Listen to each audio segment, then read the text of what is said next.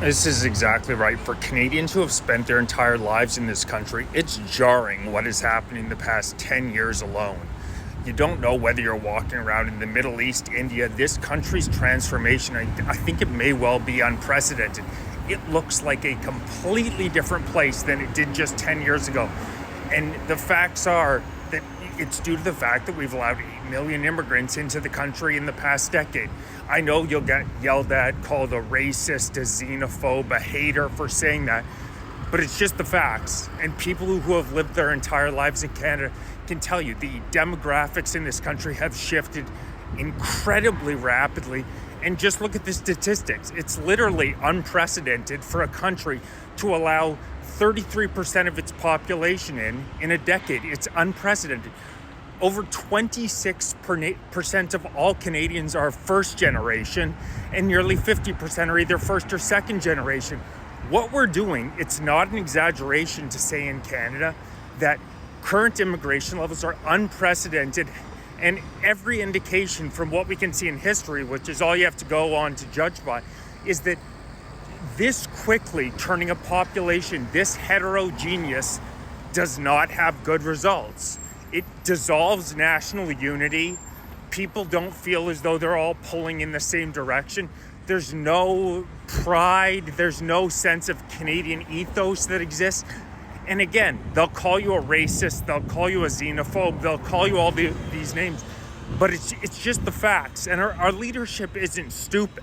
I mean, I think Mark Carney, Anita Anand, Chrystia Freeland, Stephen Guilbeault, I think these are deeply sinister people who, whether they know it or not, are bringing our country in a bad direction. But they can't be completely stupid to get in the positions that they're in. And they have to have looked throughout history and known that when you change the demographics of a country this rapidly, this extremely, there are negative payoffs to your societal cohesion. It's not racist. It's not xenophobic to say that. It's just the facts. And it's what we're doing in Canada. And these protests that we're now seeing on a daily basis are a direct payoff of the extreme liberal immigration policies that have been implemented in this country. 8 million people into a country of only 32 million, we're now over 41 in 10 years, is an extreme policy. And the liberal strategy is anybody who points it out gets called a racist. That's what their strategy is. But it's not really an argument. I mean, people can look around them and see what's happening. And the craziest thing to me is now 75% of Canadians, 75%, 3 in 4, say that we're having too much immigration in this country we cannot handle anymore. You will not find as overwhelming a consensus among the public on any topic.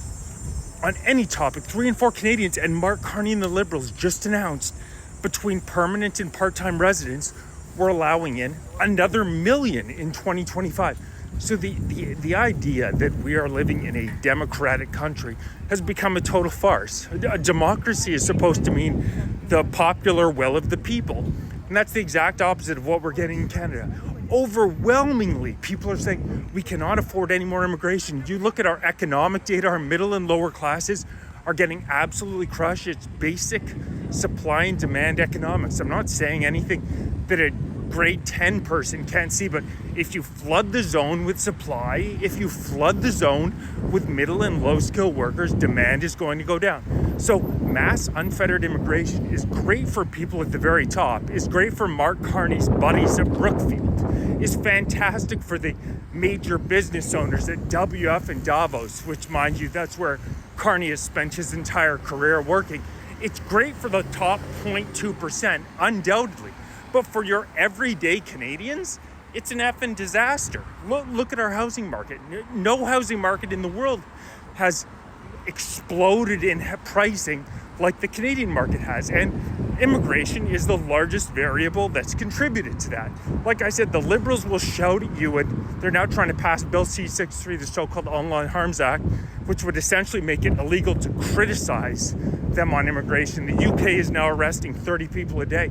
The government's response to implementing overwhelmingly unpopular policies is to pass laws making it illegal to criticize them, which is truly crazy and authoritarian to me. But it's just a fact. It's not racist. It's not xenophobic. I don't hate the immigrants. I hate our government. It's our government that's betraying the people. And what these woke politics allow them to do is to couch wildly unpopular policies in saying, oh, you're a hater. You're not empathetic. You don't care about others. No, I think that the primary job of a government is to look after the people who elected it. And throughout most of human history, that's been the common understanding. We're the ones who have ancestors who died. We're the ones who've been paying taxes for the entirety of our life. And crazy enough, our government actually treats immigrants better than they treat Canadians.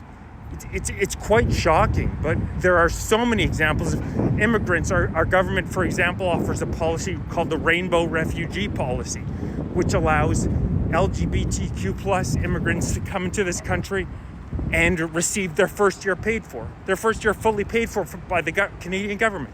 Canadian government just came out and announced that $1.1 billion, and you know that's an underestimate, but they say $1.1 billion in the past decade has been spent on housing immigrants. No, it's not an exaggeration. Many immigrants are eligible to receive nearly $283 a day. Meanwhile, a record 2 million Canadians are on the streets dying, using food banks. No, immigrants truly get treated better than everyday Canadians do. And Canadians are sick of being yelled at and being called a racist for pointing that out. It's so ridiculous. I'm setting up rallies starting in September because we need to hit the streets. We actually have to physically get out here to do anything like they're doing in the UK, like they're doing in Australia. Clearly, polling doesn't matter. Talking on social media doesn't matter. If you're interested in supporting me, hit the link. Check out my website. I lay out our main issues.